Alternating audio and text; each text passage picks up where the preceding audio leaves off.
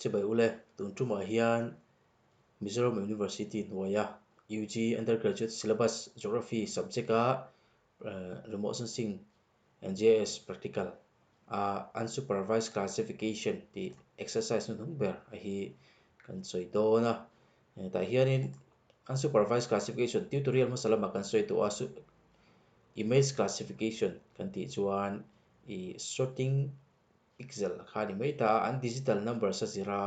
clear shan mun class hrang hranga siam khani ta a ti chuanin unsupervised classification hi chu computer automated generation ani khlai te kha kan hriat a thain ka hria a supervised classification a chuan stage thum kal tlang anga kan ti de kual fe kha anga unsupervised classification ro chu a all sum big em thungani computer in automatic in arun generate mai do na kan du class za ta kha kan soinga chulai te chu kha software khan kan command anga chuan arun pe mai do ni awesome te kha ti chuan practical in kan ti chinang ta hian kan generate tur kha kan la lu tanga kan generate tur kha eng aizawl tutorial masalama kalo man to tho aizawl city first color composite image kha ka hmang le do ni ta hianin tuna ka soi zo de chia ta kan khan training stage kan ti te classification stage ti te output stage ti bor ve kha kal ve ngai lowa helai hian a poimo bera chu hei ta hian hemi classification tu sa hi poimo em mai a ta hian kan kal do na ni maximum likelihood classification hi supervised kan man khani ta ro chon isocluster unsupervised classification hi kan manga hi ta voi khat me hi nia ti khan aron kalanga ti khan kan class du zat kan lo soinga ti chuan software khian automatic in aron generate do ni ta hian kan raster data kha aron lang ta ti hian ei ta hi aron hringwa ta tla hi kan hmunga number of classes ti hi kan class du zat kha ta hian kan chhulu do ni class engzat in nge aizawl city khi kan thenang ti a kha an tin an atam lutuk te chuan a boi thlak theia tin a tlem lutuk pon a boi thlak ve thei tho ani ti lai te kha hriaila ti chuan class reclass le tur awesome turin reclassification siam awesome le tur khan entinan class soma amo class som panga kan thenang class som panga lo in then ro se kan tinga ti chuan output tur kha chu kan du kha kan vathlang le do ni ta hian unsupervised ti hi kalo da sa ta hian ping thui deuh pek lo tur ani unsup underscore aizawl ti mai nga ti chuan ka okay nga ani to me ta khian automatic in software in aron generate don ni tikin rei lo te kan lo nga ka nga aizawl chu ungray level a zirin an digital numbers base tho khani helai te hi hriat tur chu tutorial ma sa kan soi to a digital number base in a clear thin kan ti lai kha tikian digital number base khan class hrang hranga aron clear ta ni ti chuan kan enanga khilai khi tutorial masalama te kha chuanin training stage te kha kan lo pe a ti khan ke manin kan du lai kan thlanga helai hi ni ro se helai hi ni ro se tiang deuh khan kan da in ka hri kan da thina amara chu helai a ve thung ero hi chuanin computer khan automatic a aron generate to wangin helai hi ni ro se helai hi chumi chu ni ro se tia command kan pe kan khani to lawa a class zat kan chulu topa tikian automatic in ron pe to mai thina chuwang chuanin heta poimo em chu effect ani hei ta hi ke chu effect kha kalo tik to a hei effect kha ti khan a bawa effect kha kan la lenga effect a hi kan nei tur ni hei hi ani ta ti chuan effect khan kan effect a zir khan ta hian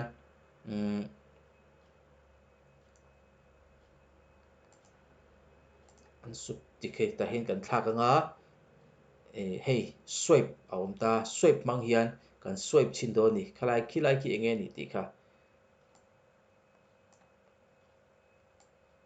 hei ti hian kan swipe anga chung le hnuai zawng kha ti chuan khi ti lai a hring le kan zoom deuh nge ti khan lo en chin ta ula ta hi a hring te a eng te a awm nuai mai a tin a pawl te pawh a awm a thil chi hrang hrang khi a awm a ti chuan a tlang puin helai ball vela hian a eng le a hring a hi a in pawlh na se em mai ni a eng le a hring le a pawl a hi ti chuan kan swipe a khilai khi enge ni khi ti khian chiang taka lang ta chu a eng le a hring le a pawl a khi settlement area build up kan han ti ni chi na kan soi build up a kha alo ni ti kha ti khian chiang takin alang thei ta chu chu swipe tangkai em la ti ta ni ti khian kan swipe a ti khian chiang takin aron lang ta khalai kha ti khan kan reclassify le to mai do na kha swipe a kha e kan entinan hei heta po hi a hring le a eng a kha aron om le ta chu kan swipe le chinanga ti khian kilai borvel khi enge ni ti khi settlement area dur tlang borvel kha ti khian chiang takin aron highlight le ta ni ti khan kan du area kha kan swipe mai nga helai borvel hi enge ni o tia ti khan ti chuan kan hriat thei tak tu chu a hring le a eng a hi settlement area lo ni ta a hring hi kan ti senang thematic map ani bang ha ti khian a coloring kha ti khian kan siam hret hret anga a hring le a eng a kha ni a ti khian a eng kha kan ti sen le anga ti chuan khi settlement area kha aron lang tak mai ni chiang tak khan hei hetai te hi oma heta hi aizawl chu ti chuan a kar khi la awm pheuh pheuh boka khi ho khi enge ni ti kha ti kan swipe le chinanga hi ti khian chiang takin aron langa ti chuan swipe ka hman tangkai tu ni helai bik an supervise ai chuan a pawl he tiang lai pawl a hi settlement area chhunga mi khan ani ti kha kan hret bawk anga hetlai hi ten hi kan ti sen le mai ron center thup mai ni khi settlement area big a chu build up kan han ti ka ron center thup mai ta ti chuan heta hi kan swipe lenga adang ho khi nge ni a color base khan ti tur ni helai chun color kha base zel la thadu a tinan a hring le kan zoom nai dewnga hetiang lai area very low in sinta ula forest cover ani khi a sen tak thai me dense forest cover ania kilai kian eng nge om kan ti chuan a tlang puin a pawl ho khi a pawl le a hring he mi a pawl le a hring ho hi dense forest cover khan ni ti kha aron lang le ta chuan kan thlak le mai ang pawl a khi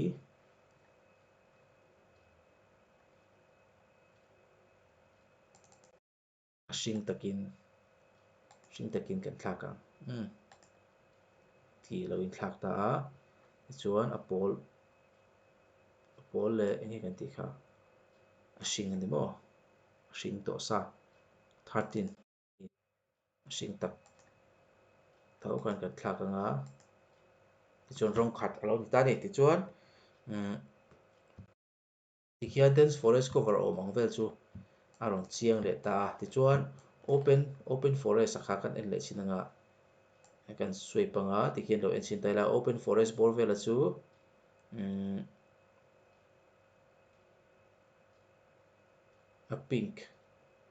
a pink color bor vela khi ani na langa ti hian swipe zel mai tur ani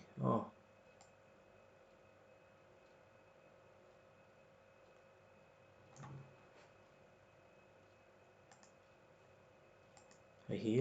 light green kan penga khami kha ineu deuh pe kha ngai ta ti chuan hei pawh hi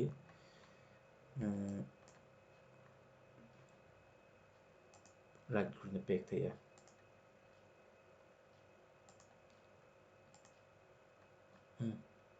ti khian ala ze deuh nuk tho ni tian swipe zel mai tur ani kan du area kha ti chuan hetlai area bor vel hi lo en chin ta ula cropland kan han ti ho kha ani ta chuan hetiang color hi kan zonga eight hi lo ni ta eight hi a eng kan pe to mai cropland ho kha ni ta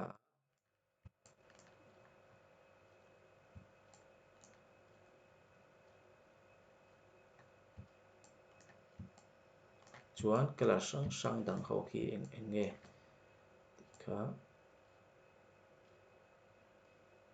a pawl number 1 a pawl du khi chu shadow ani tlang puya a dum bi kani gray level po a dum hei ta tia ka kalpel chiat te po hi lo en sin ta ola a dum bi ka shadow hi hriat thiam har em em a shadow anga lan to chuanin enge ni ti kha zuk hriat har to shadow removal te hi a awm le ta software a hian ti chuan shadow te hi an remove anga pre processing a khan khoi angai thin ani heting ho chu chuan 15 ti laia hetiang lai site ho hi lo en sin ta ila ketia lan dala chuan open forest ho ani 15 hetlai 15 a hi gray color lo ni yang ti khan ti zo trepe ti khian a color kha ron dik tul tul ta ni ti chuan color la nei velo hei hetiang lai he hoi chu ama ka soitak ang khan engeni shadow ania shadow ni chuan a dum vek to ni a dum vek a gray level kha dang dei ta enge ni ti kha zuk hriat a har sa to a chuwang chuan ground truth verification hmang khan khalai kha enge ni ti te kha zuk zon fiat thiam kha angai le ta ni 14 po hi open forest ada ila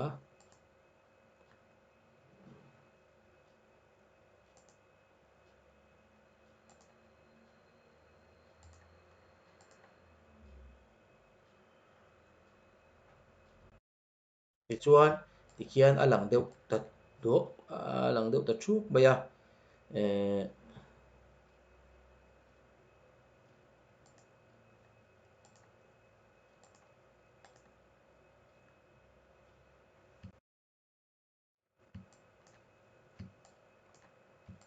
ti khian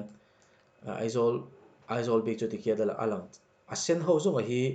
ti khian kan reclass do ni nakina khan hei hetlai hin reclassification om do na spatial analysis tools a hian spatial analysis tools a hian reclass ti hi oma ta hian reclassify a oma reclassify mang hian kan